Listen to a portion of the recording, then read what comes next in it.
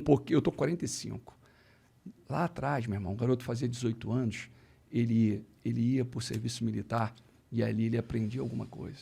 Ele aprendia principalmente a respeitar o Igor foi no próximo. serviço militar, né? Eu servi. Aprendi a respeitar, meu irmão. Com certeza. Aprendi a respeitar. Eu já falei isso aqui algumas vezes cursos também. técnicos, isso é bom, varão. Isso é fundamental, isso é importantíssimo, entendeu? Só que agora não, meu irmão. Agora não. Agora eles estão propositalmente sucateando tudo. Querem uma crise mundial. A verdade é essa, é provocação. O que está acontecendo hoje no Brasil está acontecendo no mundo. É proposital.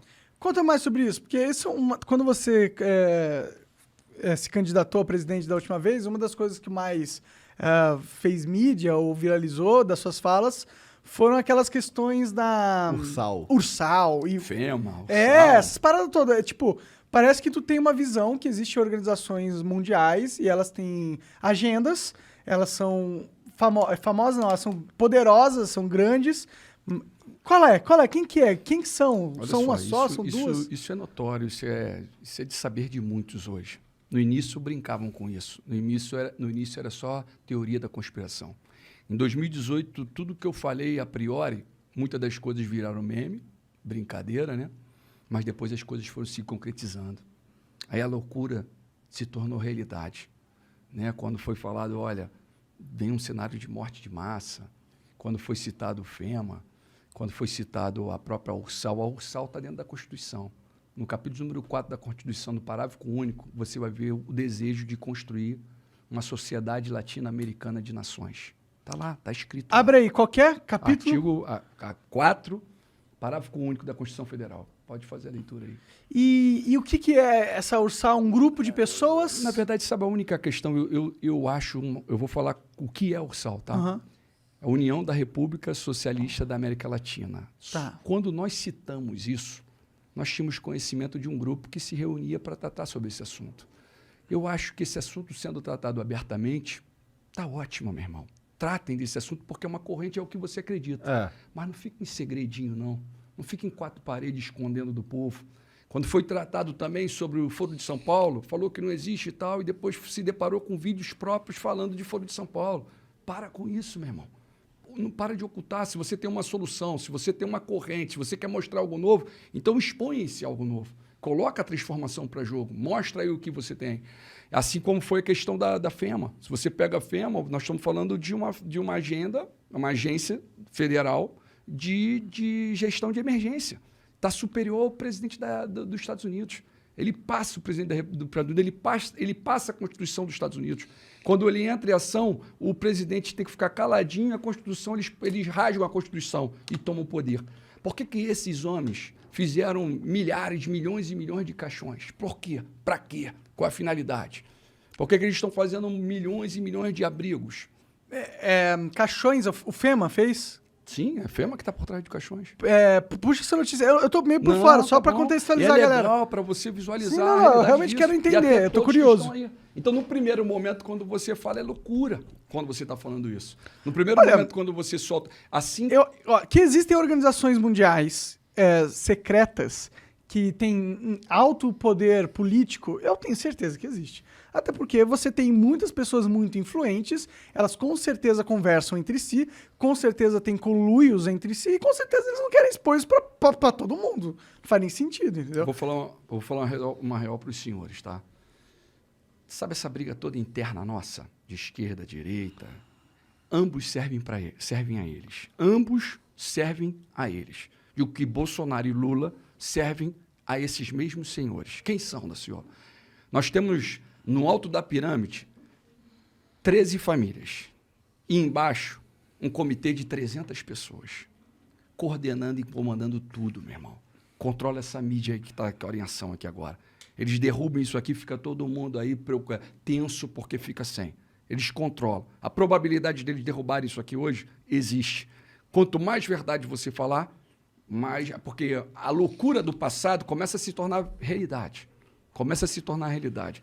Qual é o grande cenário?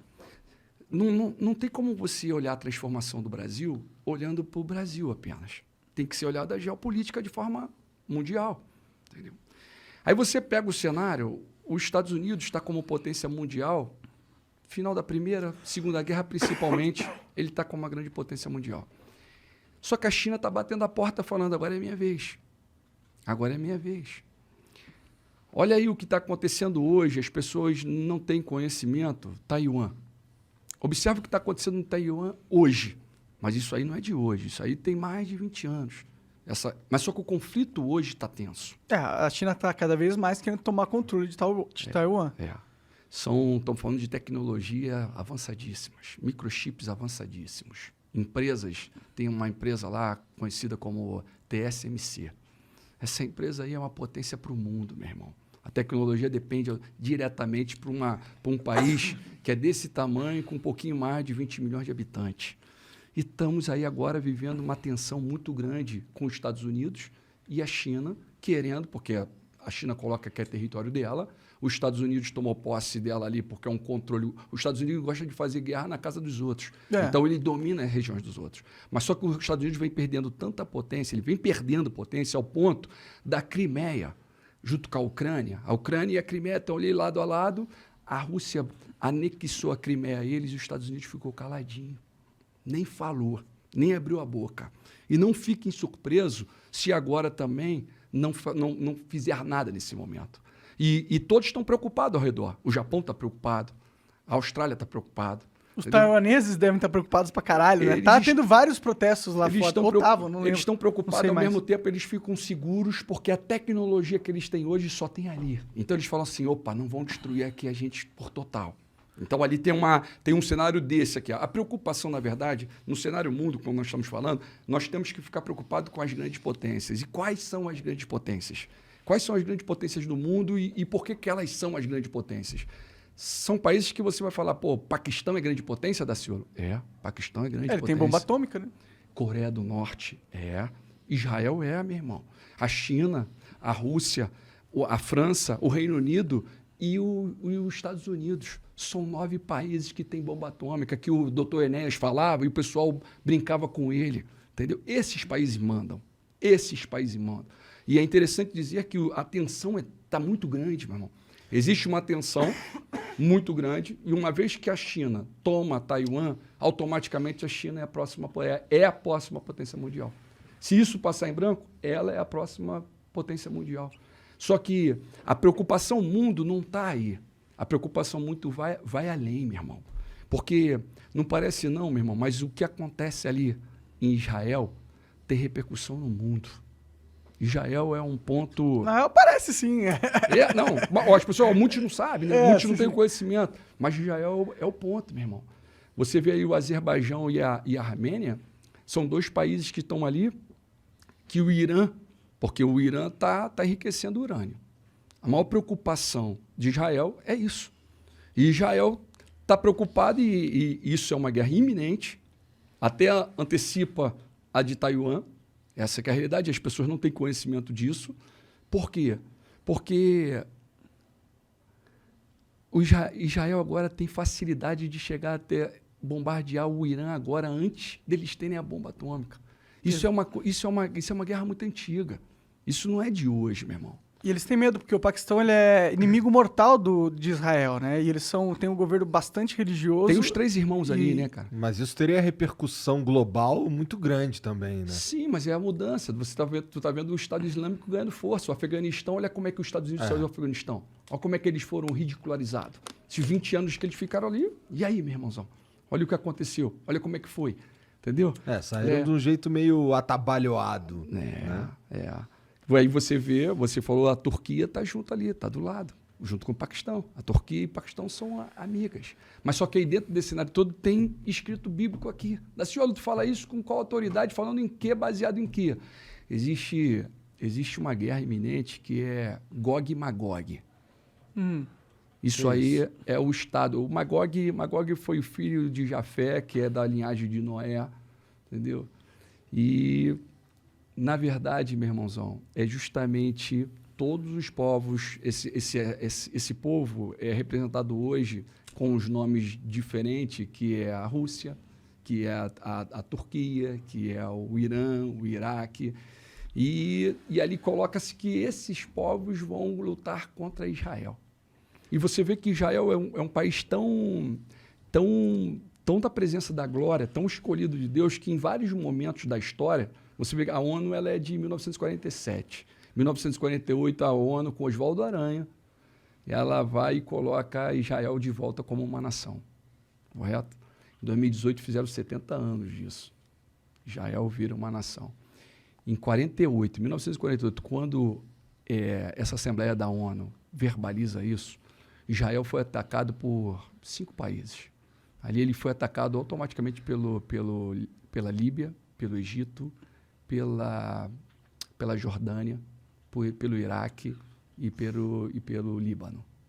Os 5 lutaram contra Israel. Quem venceu essa batalha? Batalha de 1 ano. O povinho assim, ó, voltando para a terra. Quem venceu? Israel. Não bastante, em 67 acontece de novo. Só que agora em 67 vieram 3 para cima deles. O Egito, a Jordânia e a Síria. Meu irmão, foi a Guerra dos 6 Dias. De forma sobrenatural, Israel vence aquela batalha. Eles tinham ajuda dos Estados Unidos e o Não caralho? tinha ajuda do Senhor dos Exércitos, do Criador. Mas do eles não tinham sobrenatural. apoio do... Não, Entendi. a ajuda deles ali era do Senhor dos Exércitos, daquele que eu luto. É com ele que eu peito esses caras. É com ele que eu luto contra essas famílias, contra o sistema, que é hoje, mais do que nunca, a previsão está toda colocada, que é o caso dos Illuminati, que é o caso da maçonaria que vem lá atrás, que fica em segredo, no segredo, segredo. Né? Você vê a história aí do próprio Illuminati, dos acontecimentos e tudo mais, surge em cima do movimento do iluminismo. Sai o absolutismo, e a igreja, o rei, a igreja, o sacerdote, o nobre, a burguesia e os servos pagando imposto, e o rei, a nobreza não pagavam nada, meu irmão. E aí sai o absolutismo, entra o iluminismo, sai a economia voltada no mercantismo, né? e parte para o liberalismo, né? Adam Smith até. Então, qual é a consequência disso tudo? Para onde estão levando? Qual a direção que eles querem? Meu irmão, esse sistema, eles são de 1776, tal de Adam Weishaupt. Bom, o cara é professor de direito, um alemão. Hoje eles estão atuando até hoje, varão. Essas maldades todas aí, ó, esse sistema de hoje que está acontecendo no mundo, são eles que estão provocando. A troco de poder?